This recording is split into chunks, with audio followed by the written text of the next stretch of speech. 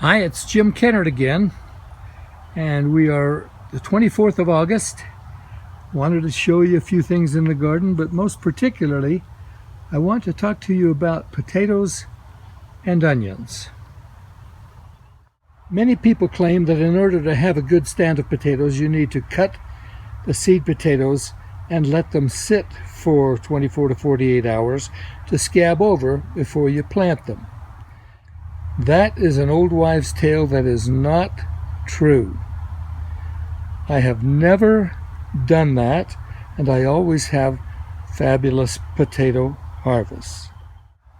This particular variety of potatoes is still full and growing and looks really good. Other varieties are starting to wilt, die back, and are closer to harvest. This particular variety of potatoes is called All Blue, and it's still growing. As you can see, some of the potatoes are protruding above ground. Now that is not a problem so long as they have ample leaf cover so that the potato doesn't get exposed to the sun and turn green. But when they're starting to show like this, where the sun can get at them, it's a good idea to sprinkle some sawdust and sand over them. Very simple, just like that. That is all you need to do to keep your potatoes from getting sun scald. You do not need to mound the potatoes, especially when you're growing in sawdust and sand like this. That soil gives way for the tuber as it gets bigger, and it will produce a tremendous yield of large tubers without doing any mounding and only just sprinkling some sawdust and sand mix over the tuber as it is exposed to the sunlight. This potato variety is called Yukon Gold, and it is lighter, yummy potato. It also is a shorter growing time, and these are dying back now, and so they will be harvested here in the next couple of weeks or so, once the vines all look like that. In the meantime, we want to cover any potatoes that are exposed so that they don't get sun scald. The third variety of potatoes that we grew is called Purple Viking. Can't see that very well because it's been out here for several months. But this is a large purple, yummy potato that has white flesh. And so long as the leaves and branches are covering it so it doesn't see the sun, having it exposed like that is not a problem. But this is finally now, just in this last week or so, starting to die back, and so we do need to cover the tubers with some sawdust and sand so that they don't get exposed and get sun scald and turn green. They're not as healthy, not good for you. It's not good for the potato. So make sure you keep them covered. And by the way, this Purple Viking is prolific. I mean, we have probably 200 or 300 pounds of potatoes in this 15 by 4 foot bed. And it's really a tremendous potato. The fourth potato that we grew is called Huckleberry Gold. And as you can see, there's not much top growth there anymore.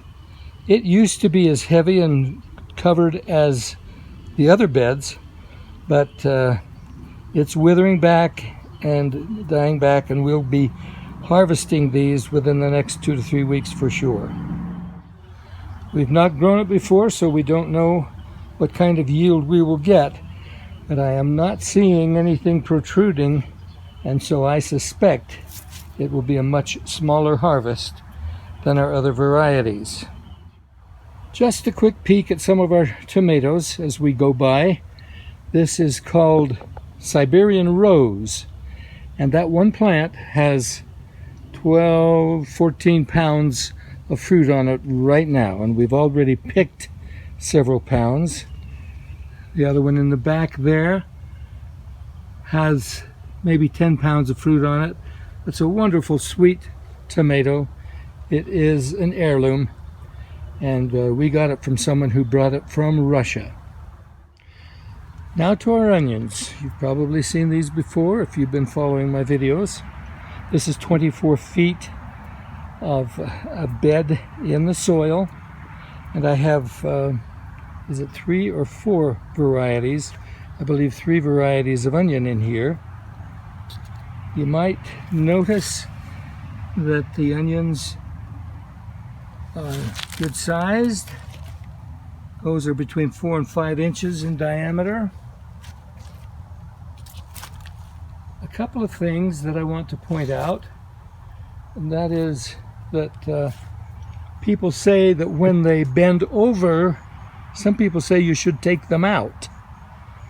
This entire bed of onions, probably 75% of the tops have been bent over the entire growing season. So I wouldn't have gotten anything had I taken them out when they bent over.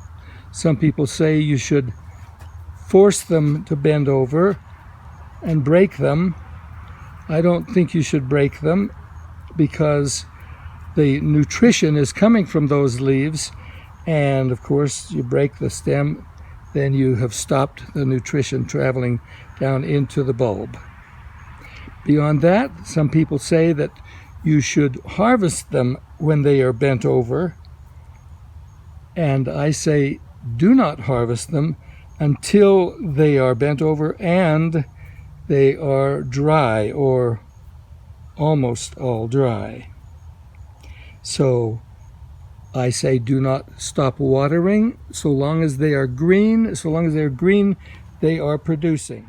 When they start to dry, then you stop watering, and do not harvest them until the tops are dry, or mostly dry at least.